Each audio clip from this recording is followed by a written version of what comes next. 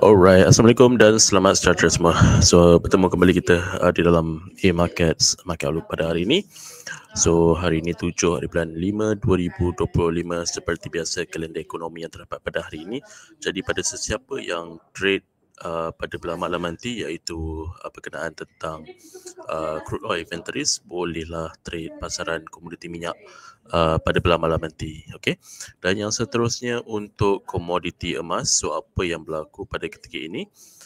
Komoditi emas didagangkan rendah menjelang mesyuarat FOMC. Tumpuan kini kepada laporan berita tersebut dan walaupun pelabur menjangkakan tiada sebarang perubahan daripada segi kadar faedah buat masa kini, perbincangan mengenai tarif dijangka akan berlangsung di antara USA dan juga China. Boleh memberi impak negatif kepada harga komoditi emas di masa yang akan datang.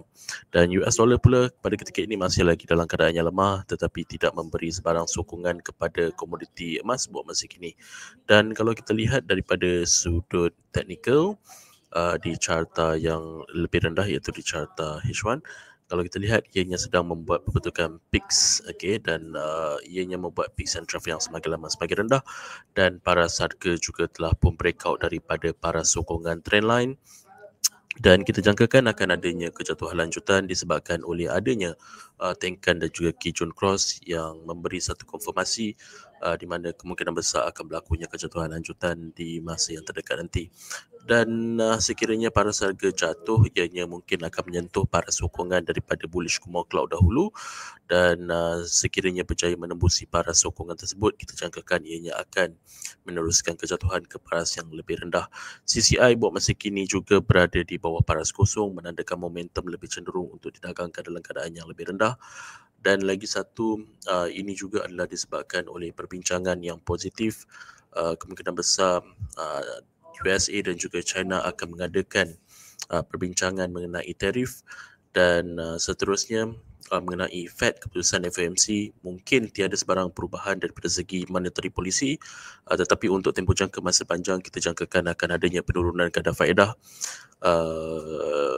untuk tempoh jangka masa panjang nanti. Okey, tetapi buat masa kini tiada sebarang perubahan saya jangkakan pada belah malam nanti. Dan apa yang kita boleh jangkakan adalah apabila adanya kejatuhan kadar faedah nanti, sudah pastilah ianya akan memberi satu impact ataupun cushioning kepada pasaran komoditi emas, kerana pasaran komoditi emas dianggap murah untuk dimiliki apabila kadar faedah diturunkan. Tetapi bagi pendapat saya, komoditi emas buat masa kini sudah pun mencapai paras harga yang tertinggi, dan sekiranya Fed menurunkan kadar faedahnya nanti, ianya akan memberi satu tanggapan di mana pelabur kemungkinan besar akan kembali semula ke pasaran yang lebih berisiko tinggi, iaitu di dalam pasaran saham ataupun pasaran equity, lebih tepat lagi. Dan indeks kemungkinan besar akan rebound ke paras yang lebih positif untuk tempoh jangka masa panjang. Buat masa kini, Fed tidak mahu menurunkan kadar faedahnya kerana kemungkinan besar akan menjejaskan lagi nilai mata wang US dollar, dan tiada kata putus lagi mengenai tarif, dan juga perbincangan di antara US dan juga China juga masih lagi bakal berlaku di masa yang terdekat nanti. Jadi mungkin Fed akan menunggu apakah keputusan daripada US dan juga China pada ketika ini sebelum dia membuat keputusan untuk menurunkan kadar faedahnya di masa yang akan datang. Dan bagi pendapat saya, pada ketika ini tiada kata-kata yang jelas, dan seterusnya pasaran memberi satu reaksi terhadap berita-berita dan juga sentimen semasa, disebabkan oleh itu adanya volatility di dalam pasaran komoditi emas. Dan seperti mana yang kita lihat, terdapat lagi peperangan yang baru di antara Pakistan dan juga India. Jadi perkara-perkara sebegini amat sensitif kepada pasaran komoditi emas yang bertindak sebagai pasaran yang tidak sebagai safe haven asset. Tetapi anda perlu ingat, gold adalah non-yielding asset. Jadi apabila kadar faedah masih lagi kekal tinggi, ianya akan memberi satu tanggapan di mana aset-aset seperti fixed income dan sebagainya adalah lebih selamat untuk dimasuki dan juga mendapat return daripada segi yield berbanding daripada di dalam pasaran komoditi emas, walaupun pasaran komoditi emas didagangkan secara positif untuk tempoh jangka masa panjang pada ketika ini.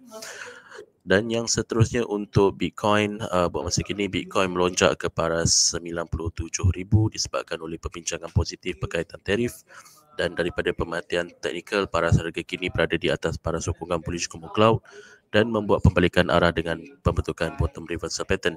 Jadi ini adalah salah satu pembentukan reversal pattern, dan kita jangkakan kemungkinan besar paras harga akan cuba untuk retest mula paras sokongan, paras rintangan psikologikal sebelum ianya breakout, dan kemungkinan besar akan melepasi paras 100,000 di masa yang terdekat nanti.